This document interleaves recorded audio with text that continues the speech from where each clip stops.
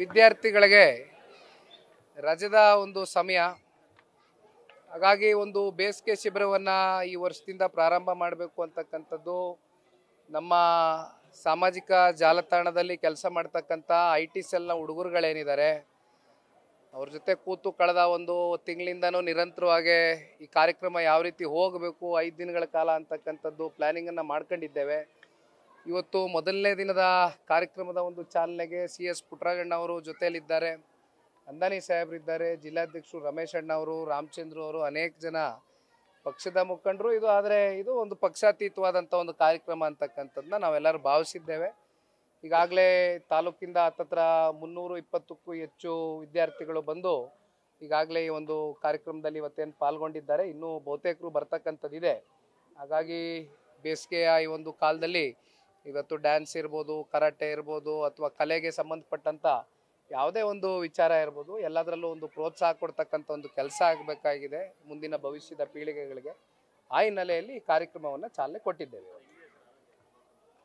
ಚೆನ್ನಾಗಿದ್ದಾರೆ, ಡೆಲ್ಲಿನಲ್ಲಿದ್ದಾರೆ. 14ನೇ ತಾರೀಕು ಕ್ಯಾಬಿನೆಟ್ ಇದೆ, ಕ್ಯಾಬಿನೆಟ್ನ ಅಟೆಂಡ್ ಮಾಡ್ತಾರೆ.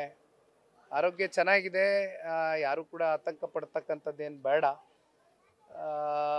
ಬಹುಶಃ ಅವರ ತಂದೆ ತಾಯಿಯ ಒಂದು ಒಳ್ಳೆ ಕೆಲಸ ಕಾರ್ಯ ಅವ್ರಿಗೆ ಒಂದು ಶ್ರೀರಕ್ಷೆಯಾಗಿ ಅವರ ಒಂದು ಆರೋಗ್ಯವನ್ನು ಕಾಪಾಡುತ್ತೆ ಅಂತಕ್ಕಂಥದ್ದು ಒಂದಾದರೆ, ಮತ್ತು ನಾಡಿನ ಜನತೆಯ ಪ್ರತಿನಿತ್ಯ ಅವರ ಆರೈಕೆ ಪ್ರೀತಿ ಸನ್ಮಾನ್ಯ ಕುಮಾರಣ್ಣ ಅವರ ಆರೋಗ್ಯದಲ್ಲಿ ಏನಾದರೂ ಸಣ್ಣ ಪುಟ್ಟ ಏರುಪೇರುಗಳಾಗಿದ್ದರೆ ಎಲ್ಲವೂ ಕೂಡ ಸರಿ ಹೋಗಲಿ ಅಂತಕ್ಕಂಥದ್ದು ಅವರ ಪ್ರಾರ್ಥನೆ ಏನಿದೆ. ಆ ಪ್ರಾರ್ಥನೆಗೆ ಖಂಡಿತವಾಗ್ಲೂ ಏನೂ ಆಗೋದಿಲ್ಲ.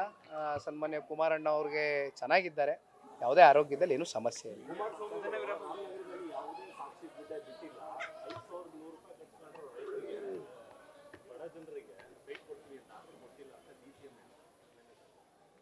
ಈಗ ಅಂತಿಮವಾಗಿ ಈ ರಾಜ್ಯದ ಉಪಮುಖ್ಯಮಂತ್ರಿಗಳಿಗೆ ನಿನ್ನೆ ದಿನ ಅದೆಂಥದ್ದು ಅವರ ಕಾಂಗ್ರೆಸ್ನ ಆರ್ಗನೈಸೇಷನ್ಗೆ ಸಂಬಂಧಪಟ್ಟಂತೆ ಯಾವುದೋ ಒಂದು ಸಮಾವೇಶ ಮಾಡ್ಕೊಂಡಿದ್ದಾರೆ.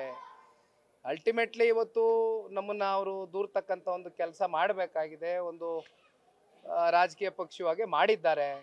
ಆದರೆ ರಾಮನಗರ ಜಿಲ್ಲೆಯಲ್ಲಿ ಸನ್ಮಾನ್ಯ ದೇವೇಗೌಡರು ಸಾಹೇಬರು 94ನೇ ಇಸ್ವಿಯಲ್ಲಿ ಏನು ಪಾದಾರ್ಪಣೆಯನ್ನು ಮಾಡಿದರು, ಸತತವಾಗಿ ಈಗಾಗಲೇ 3 ದಶಕಗಳು ಕಳೆದಿದೆ, 30 ವರ್ಷ ಆಗಿದೆ.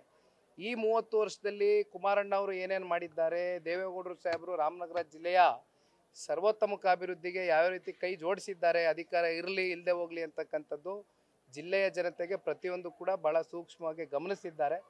ಹಾಗಾಗಿ ಅವರ ರಾಜಕೀಯದ ಹೇಳಿಕೆಗಳು ಅವ್ರು ಕೊಡಬೇಕಾಗಿದೆ, ಕೊಟ್ಟಿದ್ದಾರೆ ಅಷ್ಟೇ. ಅದಕ್ಕೇನು ಹೆಚ್ಚಾಗಿ ಮಹತ್ವ ಕೊಡ್ತಕ್ಕಂಥ ಅಗತ್ಯತೆ ಇಲ್ಲ. ನನಗೆ ಗೊತ್ತಿಲ್ಲಪ್ಪ ಅದು ಯಾವ್ದು ಮಾತಾಡ್ತಾ ಇದ್ದಾರೆ ಅಂತ. ನಮ್ ನಾಟ್ ಅವೇರ್ ಆಫ್ ಇಟ್. ಯಾರು ಯಾವಾಗ 5,000 ರೂಪಾಯಿ 100 ರೂಪಾಯಿ ಕಟ್ಸ್ಕೊಂಡಿದ್ರಂತೆ, ಯಾವಾಗ ಕಟ್ಸ್ಕೊಂಡಿದ್ರಂತೆ? No I am not aware of this. ನನಗೆ ಗೊತ್ತಿಲ್ಲ ಏನು ಹೇಳ್ತಾ ಇದ್ದಾರೆ.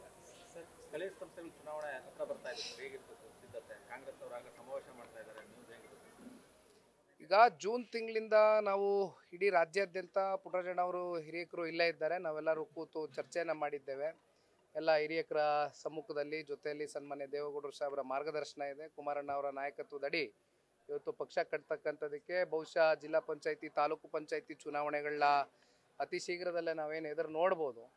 ಅದಕ್ಕೋಸ್ಕರ ಇವತ್ತು ಪಾರ್ಟಿ ಆರ್ಗನೈಸೇಷನ್ ಕುರಿತಾಗೆ ಈಗ ನಮ್ಮದಾದಂಥ ಒಂದು ತಂಡವನ್ನು ರಚನೆ ಮಾಡ್ಕೊಳ್ತಾ ಇದ್ದೇವೆ. ಡಿವಿಷನ್ ವೈಸು ಸಾಕಷ್ಟು ಜನ ಹಿರಿಯಕರು ಇವತ್ತು ಆ ತಂಡದಲ್ಲಿ ಇರ್ತಾರೆ. ಒಟ್ಟಾರೆಯಾಗಿ ಜೂನ್ ತಿಂಗಳಿಂದ ನಮ್ಮ ಪ್ರವಾಸವನ್ನು ಚಾಲನೆ ಕೊಡ್ತಾ ಇದ್ದೇವೆ.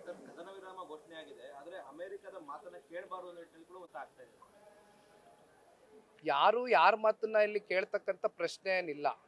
ಏಕೆಂದರೆ ಪಹಲ್ಗಾಮ್ನಲ್ಲಿ ನಡೆದಂಥ ಕಳೆದ ತಿಂಗಳು 22ನೇ ತಾರೀಕು ಆ ಒಂದು ಘಟನೆ ಏನಿದೆ, ಬಹುಶಃ ಇಡೀ ಭಾರತ ದೇಶದಲ್ಲಿ ಸಾಕಷ್ಟು ಅಮಾಯಕರು ಮುಗ್ಧರು ಟೂರಿಸಮ್ಗೋಸ್ಕರ ಏನು ಹೋಗಿದ್ರು, ಹತ್ತತ್ರ 28 ಜನ ಭಾರತೀಯರು ಅವತ್ತು ಏನು ಸಾಕಷ್ಟು ಜನ ಹೆಣ್ಮಕ್ಳ ಒಂದು ಕುಂಕುಮವನ್ನು ಅಳಿಸ್ತಕ್ಕಂಥ ಒಂದು ಕೆಲಸ ಭಯೋತ್ಪಾದಕರು ಮಾಡಿದರು. ಅದಕ್ಕೆ ತಕ್ಕವಾದಂಥ ಒಂದು ಉತ್ತರ ಕೊಡಬೇಕು ಅಂತಕ್ಕಂಥದ್ದು ಏನು ಆಪರೇಷನ್ ಸಿಂಧೂರ್ ಅಂತಕ್ಕಂಥ ಒಂದು ಕಾರ್ಯಾಚರಣೆಯನ್ನು ದೇಶದ ಗೌರವಾನ್ವಿತ ಪ್ರಧಾನಮಂತ್ರಿಗಳು ಪ್ರಾರಂಭ ಮಾಡಿದ್ದಾರೆ. ಒಟ್ಟಾರೆಯಾಗಿ ಇವತ್ತು ಮೊನ್ನೆ ದಿನ ಈ ಕದನ ವಿರಾಮ ಆಗಬೇಕು, ಸೀಸ್ ಫೈರ್ ಅಂತಕ್ಕಂಥದ್ರ ಬಗ್ಗೆ ಏನು ಚರ್ಚೆ ಬಂತು, ಅದಾದಮೇಲೂ ಕೂಡ ಶ್ರೀನಗರದಲ್ಲಿ ಮತ್ತೆ ಕೆಲವೊಂದಷ್ಟು ಡ್ರೋನ್ಗಳು ಇವೆಲ್ಲ ಹಾರಿಸುವ ಮೂಲಕ ಪಾಕಿಸ್ತಾನದವರು ಬಹುಶಃ ಒಳಗಡೆ ಅವ್ರಿಗೆ ತಳಮಳ ಇದ್ದರೂ ಕೂಡ ಇವತ್ತು ಯುದ್ಧಕ್ಕೆ ಕಾಲ್ ಕೆರ್ಕೊಂಡು ನಿಂತಿರ್ತಕ್ಕಂಥದ್ದು ನೋಡಿದಾಗ ಬಹುಶಃ ಇದಕ್ಕೆಲ್ಲ ತಕ್ಕವಾದಂಥ ಉತ್ತರ ದೇಶದ ಗೌರವಾನ್ವಿತ ಪ್ರಧಾನಮಂತ್ರಿಗಳು ಕೊಡ್ತಾರೆ ಅಂತಕ್ಕಂಥದ್ದು ನಾವು ಭಾವಿಸಿದ್ದೇವೆ. ನ್ಯೂಸ್ ಫಸ್ಟ್ ನಿರ್ಭೀತಿಯಿಂದ ನಿಮ್ಮ ಪರವಾಗಿ.